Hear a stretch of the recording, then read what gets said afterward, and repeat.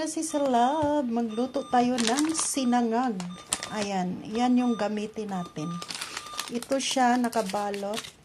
So, lagyan natin ng egg and then ilagay natin to sa kanin nating bahaw. So, ang gagawin natin, ayan, may egg tayo. Lalagyan natin siya ng isang egg. And then, i-ano natin siya, mga sisilab.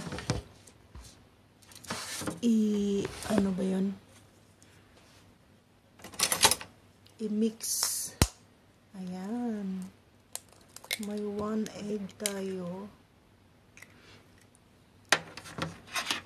Tapos, i-gano natin siya.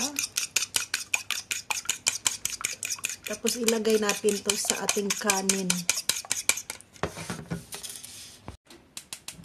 Ayan, painit natin. Then, lagyan natin ng oil. Lagyan natin ng oil. Konti. So, hanggang uminit siya. Pag mainit na yung yung frying pan, so ilalagay na natin yung itlog. Ayan, itlog. So, ayan. So, i-ano mo lang siya. Ganyan. Para maluto siya. Pagkatapos, i-ganyan mo. Para maging pino yung itlog. Ito yung bahaw na kanin. Ilagay natin. Ayan. Bahaw yan, mga sisilab. Galing ref. So, yan yung gagawin natin. Sinangag. Chahang po siya sa Japan. Chahang yung pangalan. Ayan. Durugin natin. I-ano kasi tumigas yung kanin. So, i-ano.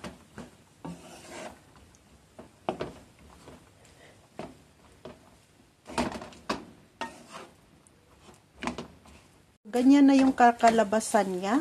Yung na siya, naghihiwalay na yung kanin.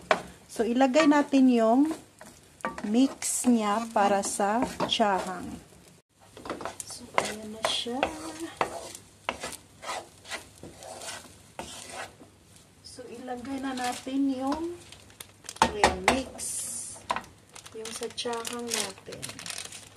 So, dahan-dahan lang siya, mga sisilab, ilalagay. Tapos, i-mix mo muna. Masarap to, mga sisi. Super yummy talaga nito. Ayan. Super yummy.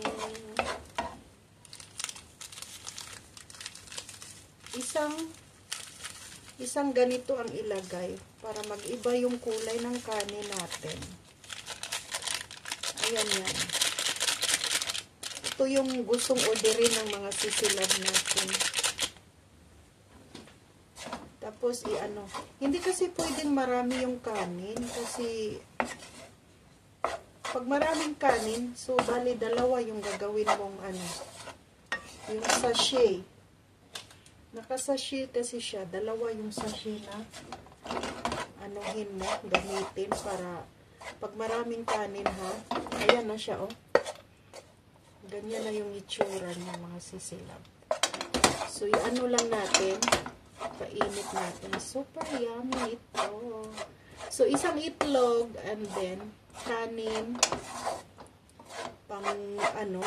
Yung bahaw. Mas okay yung bahaw, mga sisilab ko sa bagong luto. Ganyan lang siya, mga sisi. Tapos, okay na yan. Mag-iba na yung niya. Yung kulay ng kanin natin. That's it. So, tikman natin, mga sisilab. Kasi hindi pa siya masyadong naluto talaga. So, titikman natin kung ano yung lasa niya. Itadakimasu. Very good. Masarap. Kahit wala ka ng ulam, super yummy. Ganun lang pagluluto sa umorder ng ating chahang. Chahang yung pang ano sa sinangag.